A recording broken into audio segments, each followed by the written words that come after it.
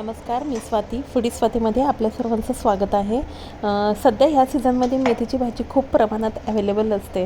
तर नेहमी पातळ किंवा फक्त सुकी आपण खाऊन जर कंटाळला असाल ना, तर ही खास रेसिपी आज आपल्यासाठी मी घेऊन आलेली आहे. ही माझी फेवरेट रेसिपी म्हणून मी ते शेअर करते.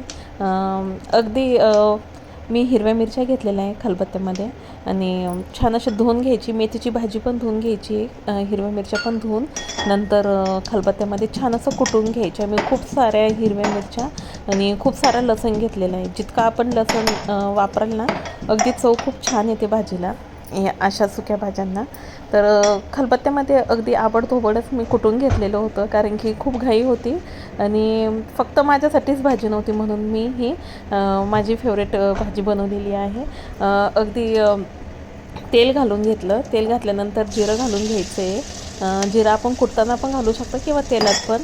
तर मी इथे तेलात सोडून घेतलेले आहे आणि जे आपण लसूण आणि हिरवी मिरची कुटली होती ना, ती पण घालून घ्यायची पातेल्यामध्ये.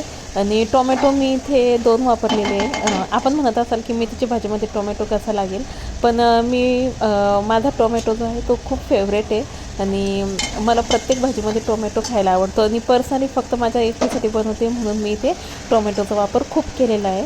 तर टोमॅटो पण छान असं धुवून कट करून मी सोडून दिलेलं आहे आणि मेथीची भाजी पण आता त्यामध्ये सोडून दिलेली आहे. चवीनुसार मीठ घालायचं आहे आणि अगदी हाय फ्लेमवर ही भाजी आपल्याला परतून घ्यायची आहे. गरमागरम भाकरीसोबत किंवा अगदी पोळीसोबत पण अगदी खूप छान चव लागते. इथे जर आपल्याला टोमॅटो आवडत नसेल ना, तर आपण स्किप करू शकता.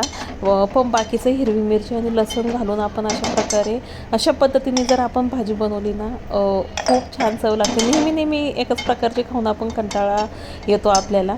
तर अशा काही वेगवेगळ्या पद्धतीने जर आपण बनवली ना, तर खूप छान चव लागते आणि टोमॅटो घातल्याने थोडीशी आंबट पण लागते. खूप छान चव येते. नक्की ट्राय करा. आपल्याला माझी ही जर रेसिपी आवडली असेल तर प्लीज माझ्या चॅनलला सबस्क्राईब करा, लाईक करा, कमेंट करा, शेअर करा आणि बेल आयकॉनवर क्लिक करा. थँक्यू.